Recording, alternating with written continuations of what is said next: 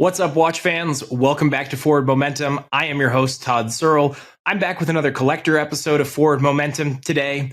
Today's guest is someone who I met at Geneva Watch Days last year during the premiere of Seeking Perfect, and is someone who is genuinely a lovely human being to spend time with and a great collector. I've had the pleasure to get to know him much better over the last year, and honestly, I think if it weren't for the watch community, there's no world in which we probably strike up a friendship. So I'm very grateful for the watch world for providing this opportunity. And I really think that's one of the best parts of the watch industry.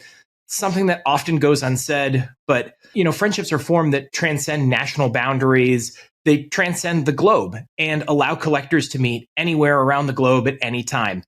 Today's guest has been a champion of independent watchmaking. He's been featured in the New York Times and is someone with whom I have joked about starting a podcast for a long time. And it's my extreme pleasure to welcome Mr. Paul Blandford to the show. Paul, how are you? Cheers, Todd. I'm good, thanks. Feels like with that intro, this is like the pilot episode of The Long and the Short of It, or our first ever podcast. But we'll see how that goes when we get the feedback on this one. But yeah, nice to be here, and thanks very much for inviting me on the call. Absolutely. Thank you for being here. I'm really glad you were willing to do this. Like I said, we've gotten to know each other over the last year, and I've gotten to hang out a number of times over the course of the last year, which is awesome. And it's nice to spend time with someone who is the official global ambassador for MB&F. Unofficial, but yeah, okay, unofficial. Unofficial. Unofficial. Yeah, hashtag unofficial. In my mind, you're pretty much the official global ambassador for MB&F. Love it. What I would like to just kind of jump in to get to know a little bit more about you. What was the initial spark or your first experience with watches? Yeah, it's funny you asking this question, because I've done a few interviews and I always like dive in at the stage of like 21st birthday present, but actually you've asked me to go back a little bit earlier than that, and my first kind of interaction with watches. And I remember being in school with this watch. It was a digital watch that you actually attached to. You took it off your wrist and you attached it to a computer. Sadly, I don't have that watch anymore. Even more sadly, because I researched the value of that watch now in doing research for this podcast. And it was a Seiko computer watch. I think it was called like the Data 2000, or maybe it might have been, the reference might have been the UC 3000, depending on which version I had. But it was in the 80s, so when I was at school. And even then, like, it wasn't a standard watch, which kind of probably explains why I'm in independent watchmaking right now as deeply as I'm in there. But yeah, it wasn't just like 1 to 12 on the dial and all this stuff. It was very much a random watch. You took it off your wrist, you attached it to this computer, and you could type things in there. Like it was effectively the equivalent of a watch I hate today, the Apple Watch. But back in the 80s, so it was the Seiko, I think Data 2000 or something random. And I remember that watch from my school days. So that was the first interaction with watches I ever remember. And I remember thinking that was just cool as you like in the playground at school, like being a geek on my computer watch, like typing things in there and setting alarms and setting reminders or whatever. I don't even know. Like I say, an Apple Watch 30 odd years ago. Crazy. Yeah, absolutely, man. And so from that first experience with that watch at school, how did the passion grow? Or was there someone responsible for getting you back into watches? Not a person, no. I mean, there was no one really in my family that was particularly into watches. My granddad was really into cars. And I remember cars even before watches. So this kind of ties in with the whole, how I ended up being a watch geek. Was I was a car geek like when I was a toddler, throwing like model cars off my like little sat there not wanting to eat my food and throwing model cars around like. And yeah, I was big into cars, and I spent a long time researching, geeking out on cars, drawing cars almost, as a that was the dream. Be a car designer, be a Formula One driver, be a whatever. Like I ended up with my F1 PTB Instagram handle as a result of the Formula One love and the geeky, personalized number plate I have on my car right now.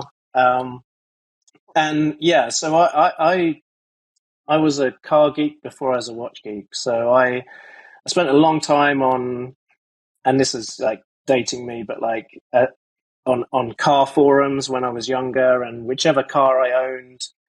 And again, even then, as a car geek, I owned sort of random stuff. So, like, I was the guy who owned the Honda S2000 instead of the Porsche Boxster. I had a BMW Z4M Coupe instead of, I don't know, name your other Porsche 911, whatever. Like, but there was a car forum here in the UK, which I think actually is or was potentially known in the US, called Piston Heads. And on that car forum, you had your individual kind of like brand forums, but then you also had other just chat forums, whatever. And one of them was watches.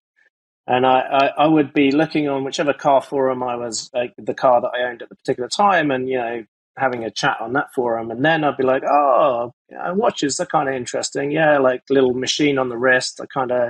I like that. That's interesting. You can see how they go together. And then I found myself spending more time on this like sub forum of a car forum than I did on actually looking at the car that I owned. And I'm like, okay, now I'm going down that rabbit hole.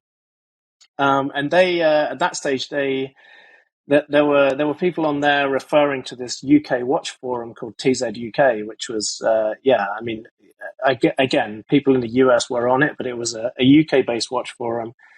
And so back in 2009, I signed up to this watch forum, and then I was like, oh, now I'm in trouble because I'm spending more time on a watch forum than on a car forum, and then I guess then I become a watch geek, and then if you add in the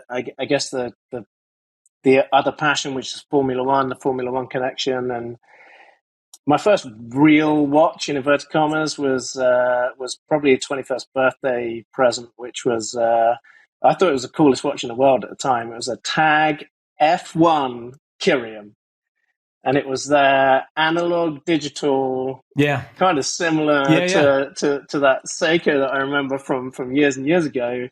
I thought it was the coolest watch in the world because back then that was when Tag was sponsoring F1. Okay, what colorway did you have? I have to ask.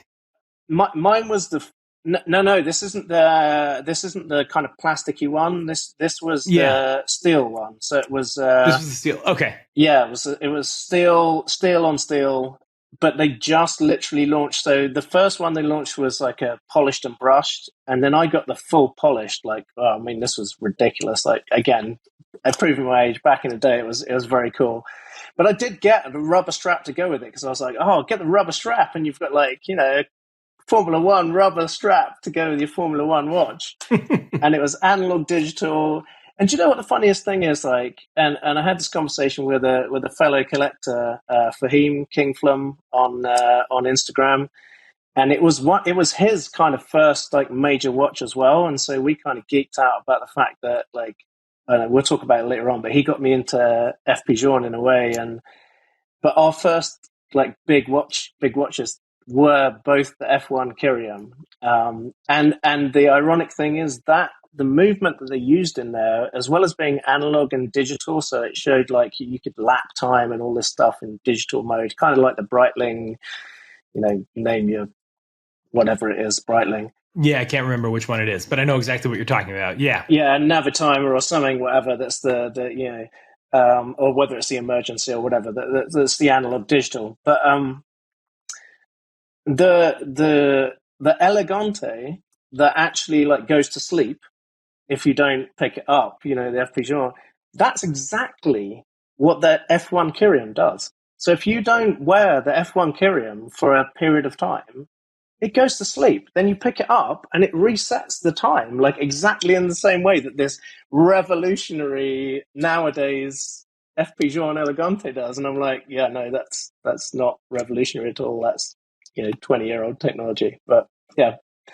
Amazing, Sorry, man. that was geeking out immediately. I'll shut up now and No. I let's move love on. it. I love it. I have to ask you because I forgot to mention this in the intro, but we are both crazed Formula One fans, and Yes. that's where this podcast began. Who is your team and who is your driver currently? Hashtag anyone but Max. I'm still recovering from Abu Dhabi 2021. I just honestly okay. Again, I'll show my age now, but the funny thing is, I mean, Lewis, I respect him. I think he's incredible. Obviously, all the records he's broken. He is clearly the greatest driver of all time. Yes, he's been in the best car for a long period, but we've seen what happens when you're in the best car for a long period over the last couple of years as well. So I remember as a kid playing F1 sims on, I don't know what, a Nintendo, a Super Nintendo or something on the Formula 1 pole position game back then. And I was Jean Lacey because Ferrari were cool. Jean Lacey was epic driver back then. Of the British drivers, like Damon Hill was my era. Hill over Schumacher. I mean, he didn't necessarily obviously have the skill of Schumacher, but you had to cheer for Damon Hill because you weren't British if you didn't. Then JB, Jenson Button, I think everyone literally wants to be Jenson Button's best mate because I can't imagine a time when you weren't with JB and you weren't having a great time. He would be an epic guy to be best mates with. Danny Rick, what an absolute legend. I mean, I'm intrigued actually. I'm gonna throw this one at you, Todd. Is Danny Rick going back in the car either this season or for next season? Yeah, it's interesting. I just read something today about how Christian Horner wasn't a fan of Nick DeVries getting into the car in the first place, and he and Helmut Marko have had a lot of discussions because DeVries isn't performing to the level that they expected he would in AlphaTauri. So I halfway expected a mid-season seat replacement with Danny Rick, and I think it's still possible after the summer break. But I think you will see Danny Rick probably back in AlphaTauri, which probably isn't where Danny Rick wants to see himself, but it's an opportunity to be back in a car. No, I mean, look, let's talk about Red Bull. Let's talk about Sergio Perez. He's not necessarily doing the business right now either. So are we? Yeah. Is Danny Rick pushing for that mid-season switch at Red Bull? There's a great meme rolling out there right now about Yuki Tsunoda and Danny Rick watching in the wings as Sergio Perez has struggled in the last few races. So, yeah, I don't know. I think Perez started the season extremely strong. Obviously, he's won. He's doing really. I mean, the first 6 podiums of the year were Max and Checo 1-2. Of course, in some combination of 1-2. But I don't see a way in which Red Bull team orders allow Sergio to compete with Max for the World Championship. The craziest thing was it seemed like when Checo almost got on terms with Max, there was a switch that flipped, and it was almost like either in his mind oh, I shouldn't be here, what's going on, or something. I don't know. I mean, that would be a big conspiracy theory, but within Red Bull to be no, this can't happen. We need the golden boy to be winning. I don't know, but yeah. Then when Sergio wasn't winning on his in inverted commas favored tracks, it was just something's not quite right here. And now I feel like his head isn't quite right, and so the next 2 races, I don't know when it's gonna be aired, but the next 2 races could be huge for Perez's career, I think. And we'll see, we'll see what happens. But yeah. Yeah, I think it's interesting in that regard. I think that I think he might have realized just how much it takes to be a world champion and how much mentally it takes out of you and how much focus it takes from you. And, you know, Checo has a family. He's repeatedly talked about how important family is to him. And it's time away from your family. It's full dedication. It's full focus to the craft of racing and training to race. And maybe he was in that headspace and in a good headspace. And maybe he's now struggling with that as he's trying to come to terms with spending time with his family, winning races, doing all the press and all the PR stuff that goes along with being an F1 driver. We'll see. Interesting you talk about that and maybe the comparison between those two as teammates and then you've got, you know, Charles and Carlos Sainz, because I feel like Carlos Sainz is almost the way you just described that, like someone who still needs to understand what it means to be on the next level. Like, yeah, Charles Leclerc's probably there. We've all seen the memes about how Ferrari have let him down over this season and last season, but it feels like he has the mentality to be able to be a Formula One champion, but I'm not sure Carlos Sainz does have that mentality, and it feels like a similar dynamic there in the Ferrari team as you've got in the Red Bull team. Yeah, absolutely. I think that's a fair comparison. I think that's valid. I don't know how to rate Ferrari this year. I'm a big Ferrari fan. I don't know how to rate them this year because it seems like they're making some progress with the car, but then it seems like they're back in strategy mishaps. There's a lot of stuff going on behind the scenes at Ferrari. There are a lot of changes. There are a lot of people leaving. There are some new people coming in.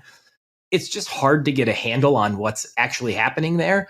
And you see it in their strategy, and it just doesn't feel like the hunger is there right now. Agreed 100%. It feels like a transitional year for all the teams, I guess, with the exception of Red Bull. And you know what? I saw something on looking at the build up to the forthcoming Grand Prix, I'll just say, because again, I don't know when this is being aired, but which basically said that Red Bull are already working on next year's car. And it's like, okay, so they've got they know they've got this year's titles sewn up. Yeah. And so even with the penalties they've got as a result of the overspend or whatever we're calling it, you know, and you know, and the wind tunnel penalties and everything, it's just like, wow, if they know they've already won the 2023 title now and they're working on 2024's car, even with everything else. And look, you've got to hope that Merck have got things right now and they're in the right direction. And whether it's Lewis or George or whoever, like, we've got a proper challenge coming in 2024. Like, if Red Bull are already working on 2024 car and the other teams are just trying to get competitive in 2023, I don't know where that leaves us as fans, because I've seen the memes about, like, yeah, how dull this season's been. And look, as a Formula One fan, I love to watch. I'll watch every single race. I'll watch every single piece of action there is, be it, you know, quali or practice or whatever. But I'm not going to lie to you, it's not been particularly entertaining, some of the races this season. No. To be fair, though, I think everybody else is working on 2024 at the same time. Maybe not to the same extent that Red Bull is, but everybody has to develop a car for next year, and they're spending time on it now too. Red Bull just knows that they've nailed the car for this year, and they don't have to do anything else to this car. They really don't need upgrades. What are your thoughts on the American investment in? I'm gonna quote Sky Sports News. Alpine. Like, I was like, this dude clearly doesn't even know what he's talking about when he's talking about Alpine. So, like, hang on a minute. Oh, shit, we've got some news here coming in. There's this American investment from people who bought a Welsh football team, and now they're buying into... Yeah, so what are your thoughts? When I heard...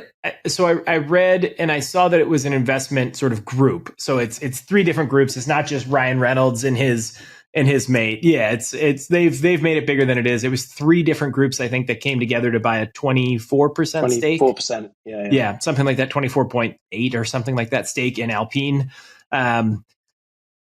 It's an interesting move. I think they'll probably do a Netflix series on it because, again, you know, they'll probably play up the fact that these guys don't know anything about F1 and they're gonna make a series about it. It's in some ways, I think it's really good publicity. It brings people in, and people who watched. I'm blanking on the series name about the Welsh football team that they Do you know did. what? I watched it, but I was just like, yeah, this is Yeah, Hollywood comedy at its I think best. they'll probably like they've got a winning formula. They don't know anything about F1 probably, so it'll be interesting. It comes at an interesting time too, where I think Alpine is really struggling, and where they have massive disjointed communication between the head office and what's happening on track, and comments being made about people and drivers in particular. Pierre is obviously having a really hard time. I'm a huge Pierre Gasly fan. He's having a really hard time coming to grips with the car. And I hope he can get to grips with it, but it's his first season with Alpine. Esteban has obviously been there for a little while, knows how the car drives, knows how it handles, knows how to get the best out of the car. So hopefully by the end of the season, Pierre is really up there in the points repeatedly in every race. I think part of the problem here too is that with Alpine, they've kind of been up and down and getting silly penalties here and there. And I really do think they could be doing better, but they came out of preseason testing with all this sort of bluster, like, yeah, don't worry, we got pace for days, we're not worried about it. And then in race one, they weren't there. They didn't show up. And I think they were probably sandbagging their pace, but they didn't realize that everybody else was probably also sandbagging their pace. And they were pretty confident that they were going to be faster than everybody else.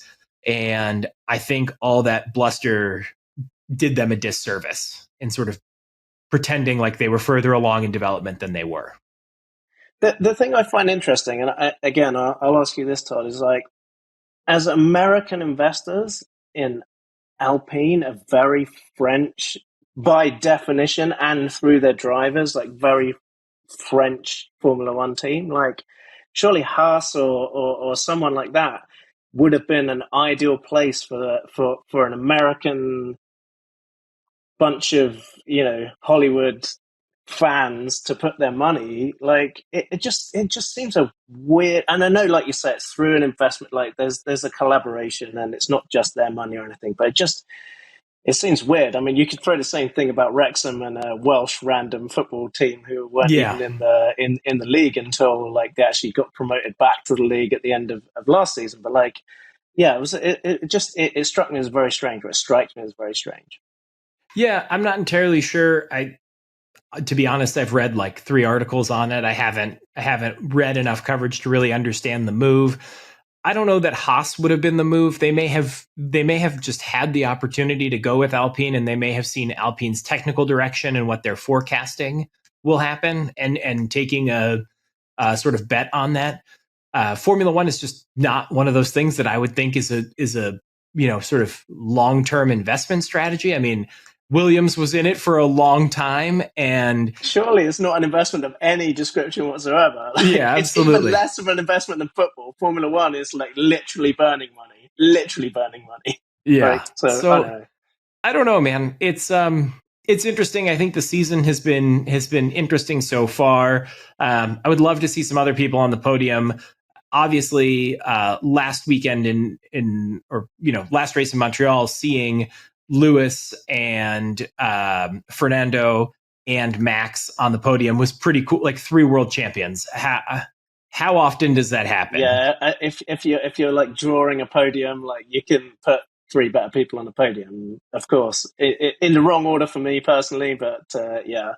Not, I mean, for me, nice to see Aston Martin doing their thing. Obviously, as my one and only car that I can have here in London, being an Aston, like I feel some affection towards the team, even if I'm not a huge Stroll fan, and the memes about Lance and his dad and everything. I'm sure everyone who is a Formula One fan will have seen those. But look, I mean, it's funny for me that the guys that I used to dislike when they were really challenging, like Alonso and Seb, as they've kind of matured and almost like they've chilled out, and it's like they've done their winning, and now they're just like, I mean, still competitive. Even Seb last year was still competitive to a certain extent, like still giving it his all.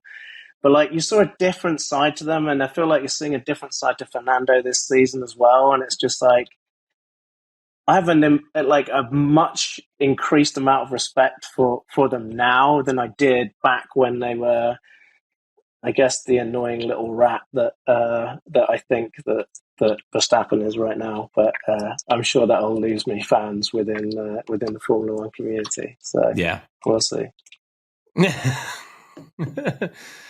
No, I think it's true. I think it's interesting to see career progressions and how people sort of chill out with time. I think you see it to a certain extent with Lewis now too. It's I think it's just kind of the natural progression of drivers and age and having a family, or absolutely, sort of having more perspective. I wish I knew a lot of things that I know now, decades ago, but that all comes with life experience. And so I think Formula One experience catches up to you too. Let's bring it back. Exactly. And I want to bring us back on to watch collecting here. That's a good segue, man. That was really well done. So, we talked about car forums, we talked about your first watches. As you started to kind of get deeper into the car forums, deeper into the watch forums, was there a moment when you identified independent watchmakers, or did it take a little bit of time of going through what I would call the sort of big brands in watches to get to indies?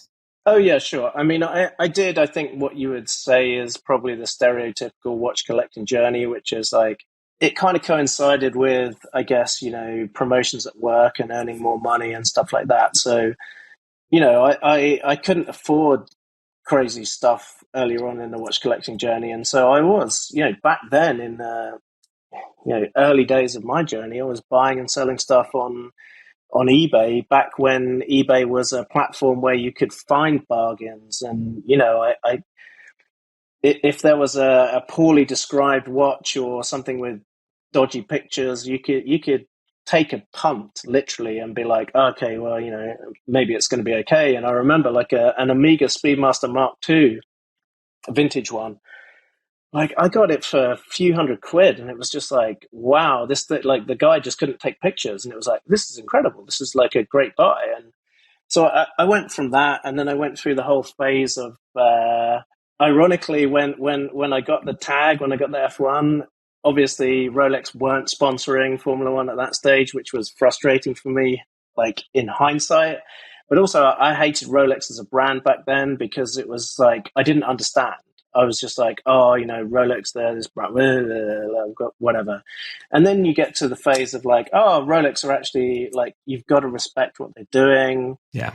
And I've been through the phase of owning modern and vintage back, including like even as far back as a 6542 GMT with a Bakelite bezel and like, proper old school red subs and this and that. And I went through that kind of part of the journey. But I guess even before I got to that stage, there was, again, your question is interesting because there was a phase, and I looked back in preparation for this webcast on that forum I'm talking about, and there was a seller or a store on Bond Street here in London called Marcus Watches, which I think Marcus is famous within the watch community or the watchmaking community as someone who was hugely influential in terms of independent watches and independent watchmaking. And I made a post back in 2016. So 2016, and I was asking if anyone on this UK-based watch forum had ever tried an MB&F LM101, the original LM101. So that was launched in 2014, and I made this post in 2016. And at that stage, the most interesting or unusual watch I had in my collection was a Glazut Pano Inverse. Okay. Which I'd seen, the first time I'd ever seen that watch was in a store in Vegas, and I was like, "What the hell is this thing?" It's like got the dial on the reverse of the. It's crazy, like the dial doesn't exist. The dial is the reverse of the watch. Like I love the fact you can see all this detail and everything like that. And then I was like, wow, maybe I could go one step further and I could like sell the panel inverse and I could pick up this LM101. And no one in the UK really had seen or had any experience of the LM101 back then. So that was 2016. And I saw that, and then Marcus, unfortunately, for whatever reason, closed down that store, and we in the UK lost a lot of access to crazy independent watches. I used to go in that store in my lunch break and just be like in heaven. We did have William and Sons, which unfortunately closed during the pandemic. They weren't quite on the same level, but they did have F. Bijons in there and de Bethune and a few other interesting watchmakers. But I remember 2016. That was kind of so LM101 2016. But then I guess like that planted the seed. But at that stage I was still in like I guess younger days of my career. I was still suited and booted in the office 5 days a week, like wearing a suit, and one of my key concerns was like, will this like domed watch fit underneath? Will it look all right with the suit and everything like that? I can just about get away with this pano inverse. And so I kind of parked it, and it would have meant selling off at that stage a lot of my collection to get into this LM101, and so I didn't do it. But then it was still like obviously on the forums and everything. I was doing the research in the background about. And the more I went through this journey of collecting Rolex, Patek, AP, and whatever, you do that. You tick I guess you tick those boxes off. There was always this thing about like, I want something a bit different, something a bit unusual. And then, and then Max released the HM9, and the HM9 for me was and still is. I say it now, even now, like I own it, but it still is my Grail watch. I don't think, for me, I've yet to see a watch that will be more my watch than the HM9. The road version, of course, because it had to be the car equivalent with the speedometer dial. But he released that watch, and I was over in Dubai, and I went to the Mag Gallery for the first time, and I saw.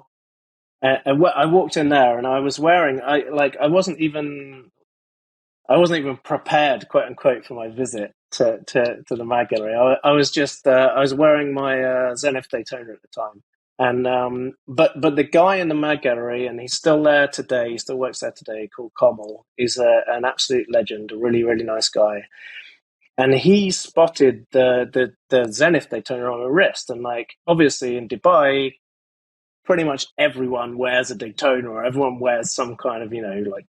Daytona is not an unusual watch to wear, but he spotted the fact that it was a Zenith, and so we struck up this conversation about like, oh, you've got a Zenith Daytona. Oh, okay, so that that means you're a little bit into watches. And then we started talking about things, and I was like, yeah, like that HM9 like is epic. And so suddenly he's got the HM9 out, and I've got it on my wrist, and like I'm like, oh, this looks good, and everything like that.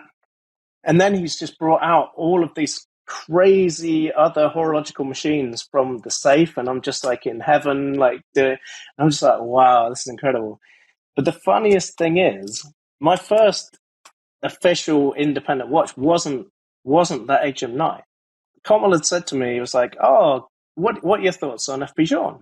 And I was like, oh yeah, no, they're cool. Like that, they're like, some of the stuff's interesting to me. I didn't really know. They were very classical to me as opposed to the kind of more avant-garde stuff that I liked. But I knew that I kind of liked the resonance. And again, King Flum, my friend from Instagram, had been kind of talking to me about the resonance. Anyway, Conwell says to me, oh, look, they just launched the FB Jean Boutique yesterday in Dubai Mall. And here's like they had a leftover goodie bag. Which included like this sketch or some sketches from F. Bijon of some of the original watches. And I've still like literally behind where we're recording now is that there was a sketch in a frame, and Conwell gave me this, and so I took it away, and like I was like, oh, okay, that's cool. And then literally, I don't know, a few months later, having chatted to Fahim, to Kingflum, I ended up buying a resonance as my first like entry to independent watchmaking through Govberg, who are now obviously part of Watchbox, or now owned by Watchbox. And so, yeah, so my first independent watch was actually the FP Journe Resonance, back when you could afford an FP Journe Resonance for reasonable money. Yeah, absolutely, man. And I sold a datograph to get the resonance. The only reason I sold the data, I love the datograph, but I had the 39mm, the original Series 1, and I just found it really kind of, and again, I say this sounds crazy given some of the other stuff I've got, but like, I found it very top heavy on the wrist. Like, it was a heavy watch, and it was very deep, and 39mm wasn't the right proportions for that watch, so I let it go. And now I never tried a 41 until after I sold it, and now I'm like, yeah, I kind of want a 41 back now because I do love that watch. But anyway, yeah. So it was a Resonance that was the first indie I owned, even though I went in to look at to look at the MB&F. Yeah, absolutely, man. So we've talked MB&F, we've talked Journe, we've talked a little bit about Lange. How do you define independent watchmaking? This is like the $1 million question, isn't it? This is like, if you can define independent watchmaking, Rexhep will give you the next Akrivia, right? Exactly. Oh, dude, like, this is probably, of all the questions, the one of the most difficult, because at the end of the day, I mean, look, you can look at independent watchmaking as being, can they like independently design and produce their own watches as one thing. But I did a post actually on the 4th of July last year on my Instagram of a few watches from my collection in a red case and a blue case. And it was like, Happy Independence Day. Yeah, good pun, whatever. Haha. And there were people kicking off in the comments like, oh, it's a loose definition of independence there, because I had my Patek 3712 and my AP 5402 in there. Now, technically speaking, by all accounts, they are Patek, AP, Rolex. I didn't have a Rolex in there, but like, you know, we could argue, Oris, whatever, we could argue they're all, yeah, by some definition, independent, right? All right, I was stretching it because I wanted to. Yeah, okay, I was being a whatever, and I was throwing in the big guns into the photo with the Patek and the AP. But yeah, I mean, I think the key thing for me, there was some definition which says they're not influenced or controlled, both financially, but more importantly for me, not controlled creatively. And that, to me, is the biggest thing about defining independent watchmaking. Like, as much as I respect the fact that Oris are clearly an independent watch brand by the definition of they aren't owned by anyone else, they're an independent brand. Like, I don't think of them when I think of independent watchmaking. Similarly, I'm not going to lie, I don't think of Patek, AP, or Rolex, really. I just had them in the box for, I don't know, just, yeah, again, like I say, whatever. The key thing here is creative independence. And that's where, for me, we're in a different dimension where we're talking about independent watchmaking. Like, especially in the realm of independent watchmaking that I love, which is kind of the more avant-garde stuff.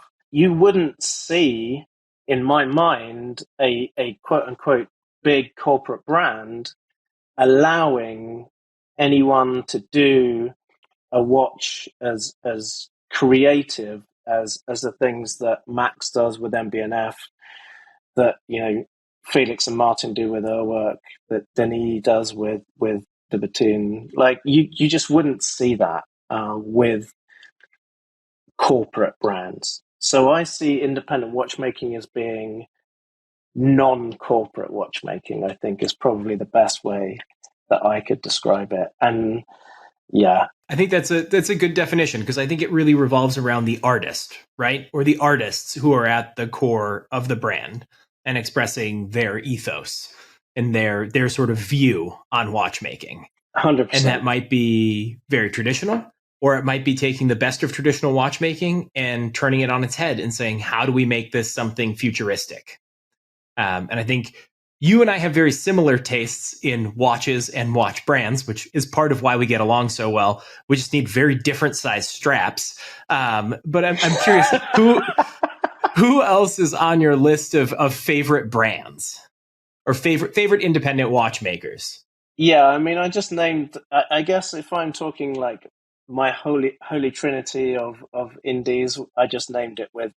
Well, I just named that with MB&F, Urwerk, and Dibberthine. Like they speak to me on levels, both through the design aesthetic, but also through the connection that you get with the brand. And I'm sure we'll probably get into this in a minute, but yeah, they're my top three. But then, I mean, Rexhep at Akrivia is doing incredible things. Like, he is such a nice, genuinely nice guy as well to chat to. Very dangerous guy to go drinking with, but a nice guy to chat to. Like Gribble Force, some of the more recent stuff for me, the Balancier S squared or S2 or however you want to pronounce it, like that is a watch I feel I ought to have in the collection at some stage.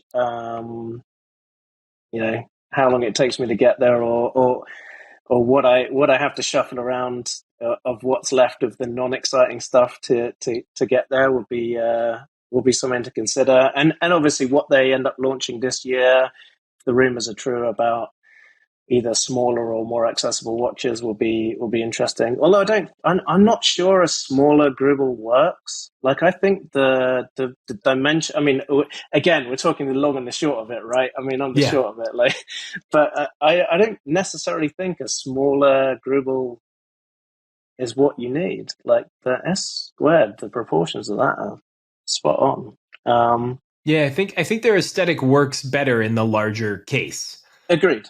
I think shrinking the aesthetic and case size, I think you'll lose something in terms of the like beauty of the finishing and the way the watch comes together and the overall aesthetic picture. So I'm with you on that.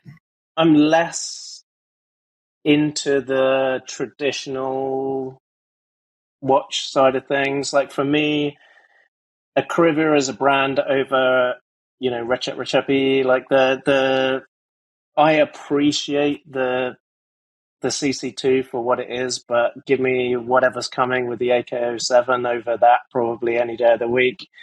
AK06 is the one left from Dubai Watch Week 2021 on my top 5 watches that I haven't yet added to my collection or ordered already. We'll see. I think that's probably where I'm at. But for me, it's definitely about the connection with the brand, the ability to speak to the people behind the brand, to see what they're thinking, to feel that connection when you're purchasing a watch, rather than just like, oh, I've seen it on the internet and that's everyone wants it, so I want it. No, it's not really for me. Yeah. Okay. And I need to feel a connection for sure. Yeah. And what else do you get with, or what do collectors get with independent watchmaking that you're not getting from a larger or more sort of industrialized brand? I mean, I think that is probably the most important thing for me, without a shadow of a doubt. Like, imagine. Well, I mean, I say imagine, but you know as well as I do, the ability to have a conversation one-on-one with the person behind the brand, with Max Büsser, with Felix, with Martin. I don't speak French, obviously. You well, very, very disappointing French. I understand a lot of French. My French is horrid, so I understand a little bit, but I couldn't make a film about it. So bravo to you. But the ability to have that connection and to go and speak to them, and I don't know.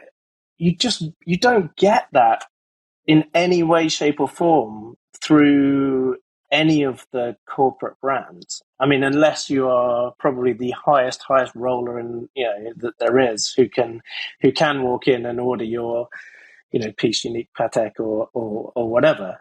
And again, I mean, I would urge anyone who's interested in independent watchmaking to come along to Geneva Watch Days, to come along to Dubai Watch Week in particular. The access that you get with the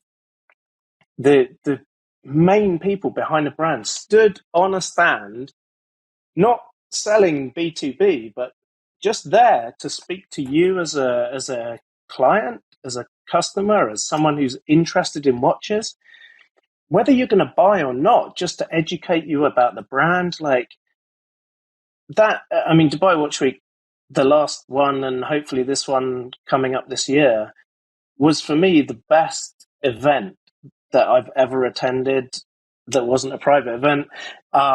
Caveat. Sorry, in joke, whatever.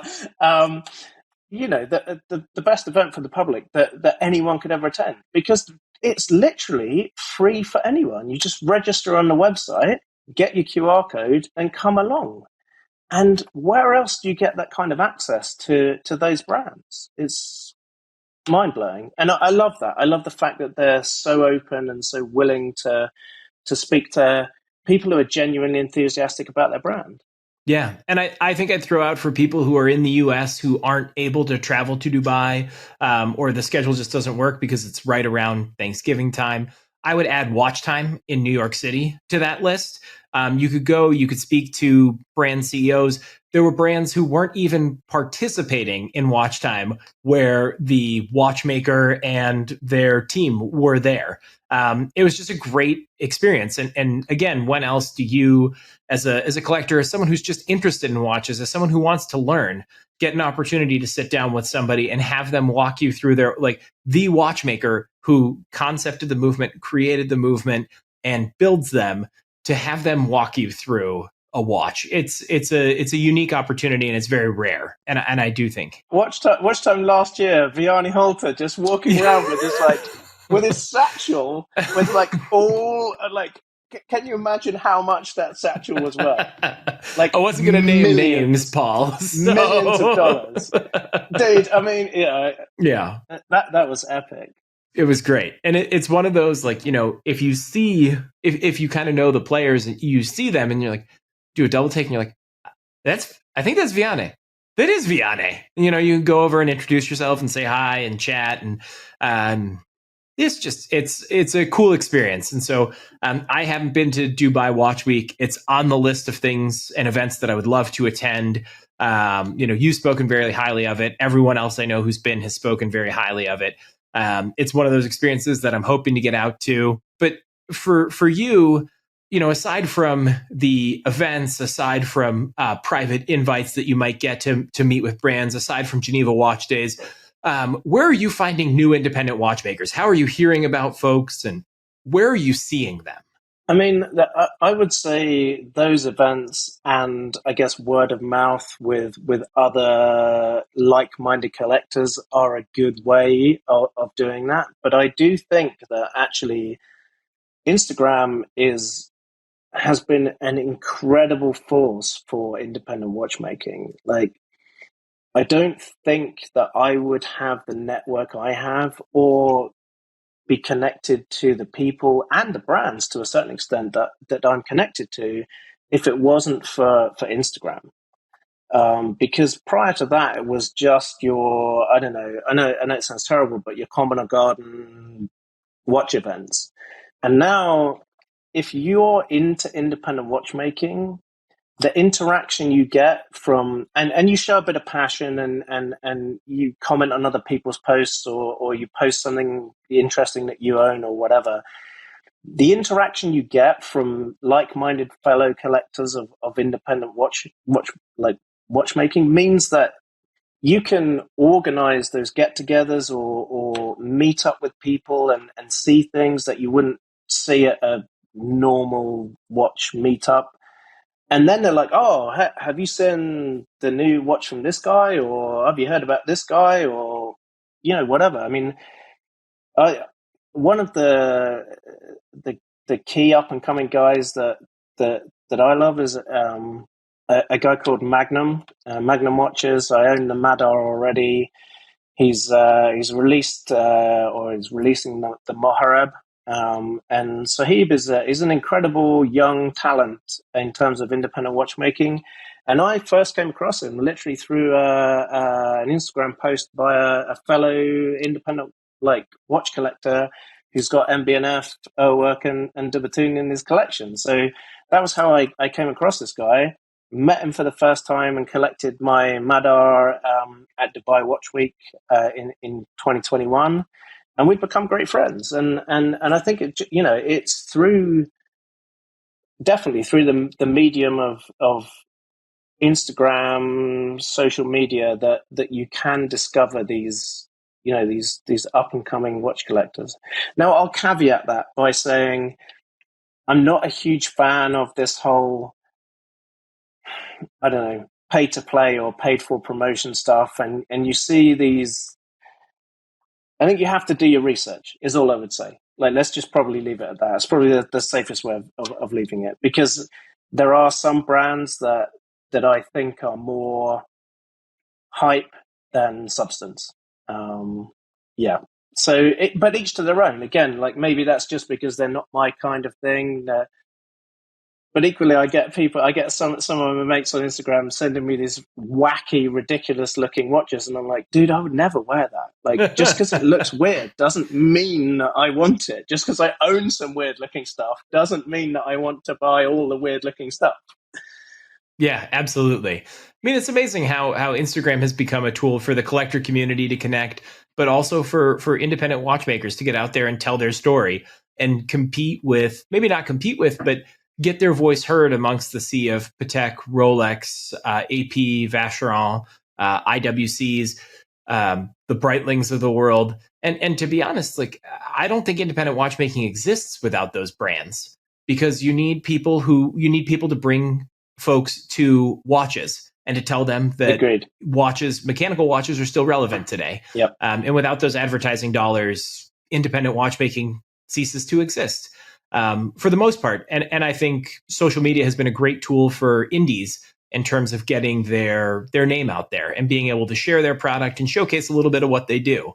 And so I hope that continues to be the case. And I tend to think that the future of independent watchmaking is incredibly bright. And I think we've got a lot of young up and coming watchmakers who are amazing. What do you think about the future of independent watchmaking? Are you excited about it? Are you apprehensive? Where do you sit? I'm a little bit of both, to be perfectly honest, because again, I mean, I see what's happened, and I love the support that some of the brands that I love are getting. And the fact that, for example, let's just use the LM101 steel at the moment that's sold out from at least from the Geneva boutique until whatever it is, waitlist until 2037 or something ridiculous like that. That's both great and I don't know, it makes me slightly apprehensive, because on the one hand, I love the fact that you're seeing the support for independent watch brands that you'd never seen before. But I, as someone who's been into them for years, is slightly apprehensive about who those collectors are, who's on that list for. Is it just someone buying because of the hype? Is it the next investment piece, this, that, and the other? So I feel apprehensive from that perspective. But again, on the other hand, and again, you could say you could say the same thing from looking at Watchbox investment in Dubatun. Is it a good thing? Is it a bad thing? If rumors are true, or if there's any substance to the rumors that they were going to go under, or they were potentially at risk of not being able to continue operating without that investment, my God, that's the best thing that could possibly have happened to them, without a shadow of a doubt. So, I think from that perspective, it's great. I still, I'm apprehensive from the perspective of these brands who are getting into the game now with, let's say, not necessarily the same kind of history or heritage or background, riding the independent hype train and potentially trying to sell products at what may be overinflated prices. But look, I mean, I think more choice rather than less choice is great from an independent perspective. It gives people the option to, to make a decision, as long as it's an informed decision. And the most important thing is being hands-on with these watches. And that's why I say, try and get to these things like, Geneva Watch Days, Dubai Watch Week, and meet the people and try the watches on your wrist. Yeah, absolutely. I think that's a great piece of advice for anybody listening and anybody who's interested in getting into independent watchmaking. Go to a local AD, try and find a group, get to one of these shows, see everything in the metal, and being able to compare things at the same time at a show like Watch Time, like Dubai Watch Week, like Geneva Watch Days is the best way to really understand what resonates with you, what you like, and sort of, I think buying a watch is very much what you see as a reflection of yourself. And so I think you have to see a little bit of yourself in the brand too. Definitely. Or what maybe your ideal state is. Paul, I want to be really respectful of your time. I kind of want to come to what we call the rapid fire round here on Forward Momentum. I got 4 questions for you. This has been a great conversation, man. I can't wait to do this again. Genuinely, I've enjoyed getting to talk everything, Formula One, everything independent watchmaking, and it's been a tremendous conversation. And thank you for coming on. I passed the test. We haven't done we haven't done the 4 questions yet. I could shoot myself in the foot now. But let's go. Yeah. Don't do that. Pressure is on, man. So first question, and I ask this of everyone who comes on. Do you feel a pull to protect watchmaking? I feel a pull to protect independent watchmaking for sure.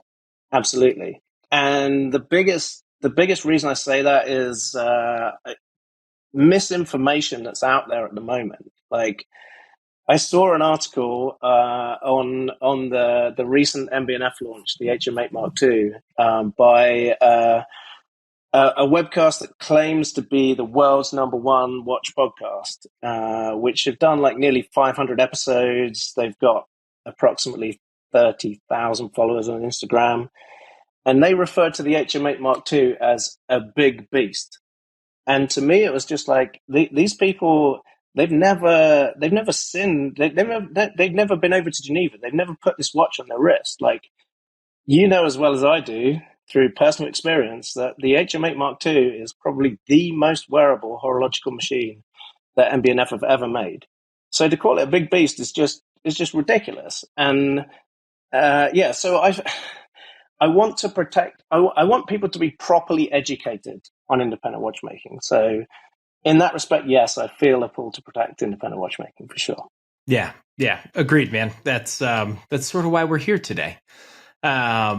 What watch is currently getting the most wrist time? Yeah, I mean, I alluded to it. Here it is, HM8 Mark II. Like, I was lucky enough to be, I think, the first watch collector in the public domain to have this watch on my wrist, and I'm incredibly proud to say that. Incredibly thankful to Max and the team at MB&F for allowing me to do that. And yeah, I mean, I love it as much as I'm sure you'll love it when yours arrives. And yeah, I mean, it's just for anyone who's not seen this thing on the wrist or had it on the wrist, then yeah, try and go and try it on, because again, it comes back to, like I said, that same website who had a contributor on their website like make a quote referring to it as the Can-Am, and I'm like, this is not the Can-Am. The Mark 8 original was the Can-Am, and saying, I forget what the quote was. Does the HM8 Mark II live up to the extreme cars of Can-Am? Frankly, no. Well, frankly, it shouldn't do, because it's not based on the Can-Am. It's based on, whatever, Porsche 918 or a double bubble Zagato or whatever. Like, it's just misinformation, and it frustrates me. But anyway, sorry, that's just me going off on a rant. No, no, no. I love this. I love this. It's a perfect summer watch, especially in the white. I was torn between the white and the green, as you know, and yeah, love it to pieces. Congratulations, man. Yeah, congratulations. It's a great watch, and it really is. It's the thinnest, I think, horological machine that's ever been made. It fits a variety of wrist sizes. I mean, we're a case in point for that. And it's just a really cool watch. It uses the Prism system. It's a driver's watch, and it has the same fun spinning rotor that the Mad 1 series has. So you gotta love that, and it's just a great watch and easily wearable. In one sentence, what's one thing that you wish that people knew about watchmaking or the watch industry? I've already said it, and I don't want to repeat myself, but like, especially when it comes to independent watchmaking, I think the most important thing is to try and find a way of putting the watch on your wrist and trying it in person. Because you can't make a comment or decide if a watch is for you without actually having it on your wrist.